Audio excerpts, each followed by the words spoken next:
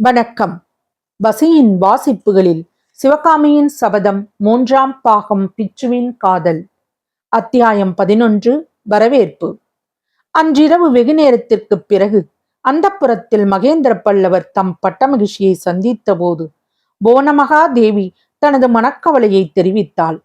பிரபு, இன்றைக்கு மந்திராலோசனை சபையில் தங்களுக்கும் மாமல்லனுக்கும் பெரிய வாக்குவாதம் நடந்ததாமே.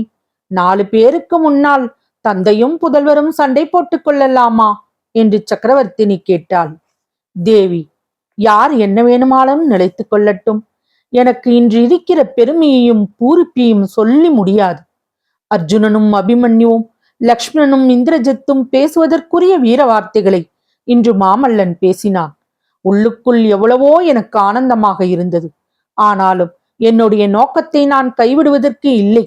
ஆகையால் என்னுடைய ஆனந்தத்தை வெளியே காட்டாமல் கடுமையாகவும் கண்டிப்பாகவும் பேச நேர்ந்தது என்றார் சக்கரவர்த்தி.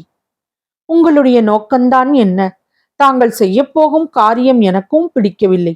நம்முடைய கொடிய சந்துருவை காஞ்சி நகருக்குள் வரவேற்பது உசிதமான காரியமா என்றாள் பல்லவ சக்கரவர்த்தினி.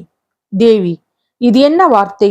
சத்துருவாக வந்தவரை மித்திரராக்கி திருப்பி அனுப்புவது பல்லவ வம்சத்துக்கு பெருமை அல்லவா? என்னுடைய நோக்கம் என்னவென்று கேட்டாயே, சொல்கிறேன் கேள்.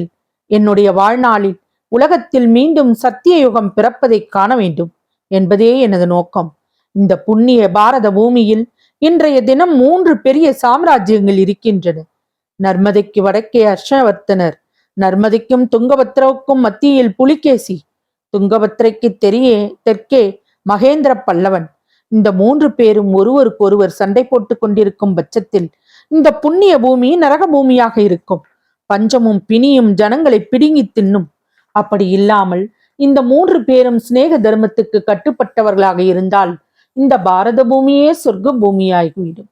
தேசத்தில் வறுமை, பட்டினி, பஞ்சம் ஒன்றும் தலை காட்டாது. கல்வியும் கலைகளும் ஓங்கி வளரும். சகல ஜனங்களும் சௌக்கியமாக வாழ்வார்கள். தேவி, என் இளம் பிராயத்தில் நான் ஒரு பகற்கனவு காண்பது உண்டு. சலுக்க சக்கரவர்த்தியின் விருந்தினனாக நான் சென்று அஜந்தாவின் வர்ண சித்திர அதிசயங்களை கண்டு கழிப்பதாக கனவு கண்டேன். அப்புறம் வடக்கே கன்யாகுப்சத்துக்கு சென்று ஹர்ஷவர்த்தனர் 3 வருஷத்துக்கு ஒரு தடவை நடத்தும் ஆனந்த கலைவிழாவை பார்த்து மகிழ்வதாக கனவு கண்டேன். மாமல்லபுரத்தை ஒரு சொப்பன சிற்ப உலகமாக சிருஷ்டித்து அதை பார்ப்பதற்காக ஹர்ஷரையும் புலிகேசியும் அழைப்பதாக கனவு கண்டேன். அது எல்லாம் இப்போது நிறைவேறும் என்று தோன்றுகிறது.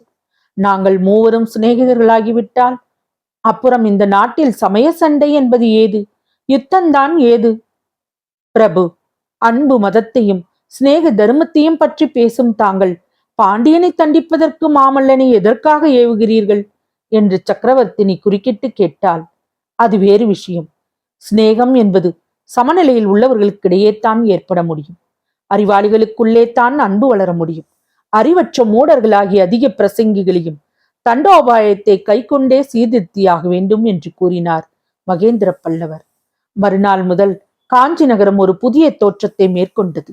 ஏதோ ஒரு பெரிய முக்கியமான திருவிழாவை எதிர்பார்ப்பது போல ஜனங்களிடையே அபரிதமான உற்சாகம் காணப்பட்டது. வீதிகளையும் வீடு வாசல்களையும் ஜனங்கள் சிங்காரிக்க தொடங்கினார்கள். கடை வீதிகள் பழையபடி சோபை பெற்று விளங்கின.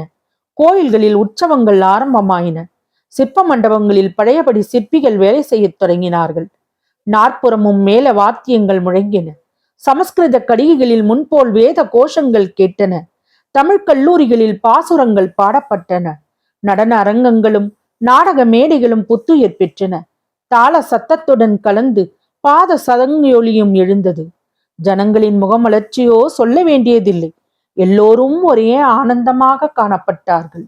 புருஷர்களும் ஸ்திரீகளும் முன்போல் ஆடை ஆபரணங்களால் தங்களை அலங்கரித்துக் கொள்ளத் தொடங்கினார்கள்.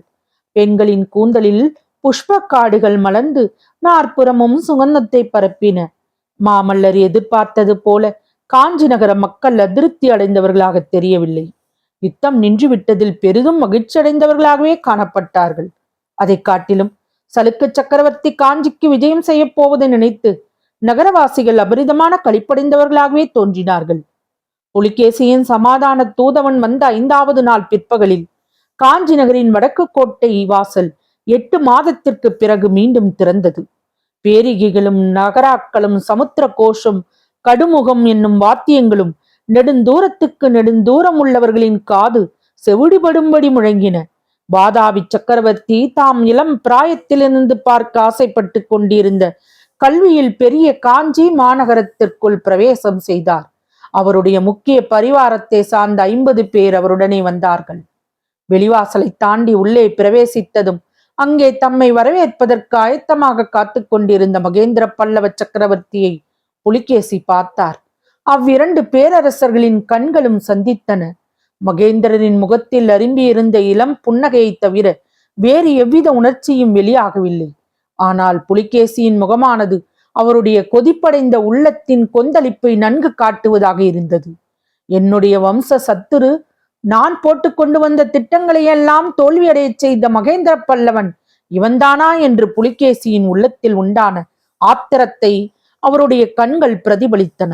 இந்த எண்ணங்களோடு ஆகா, கள்ளம் கபடு அறியாதது போல பாவனை செய்யும் இந்த கம்பீரமான முகத்தை இதற்கு முன் எங்கேயோ பார்த்தாற்போல் இருக்கிறதே என்ற நினைவும் புலிகேசியின் மனதில் தோன்றியது.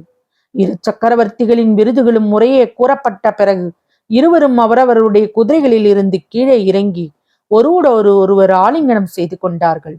அதே சமயத்தில் புலிகேசியின் கண்கள் மகேந்திர பல்லவருக்கு பின்னால் நின்ற பரிவாரங்களை துருவி ஆராய்ந்தன. சத்யாச்சிரேயா, யாரை தேடுகிறீர்கள் என்று மகேந்திர பல்லவர் கேட்க, பல்லவேந்திரா, தங்களுடைய வீர புதல்வர் மாமல்லரை பற்றி எவ்வளவோ கேள்விப்பட்டிருக்கிறேன். அந்த மகாவீரர் இங்கு நிற்பவர்களில் யாரோ என்று சலுக்க சக்கரவர்த்தி கேட்டார்.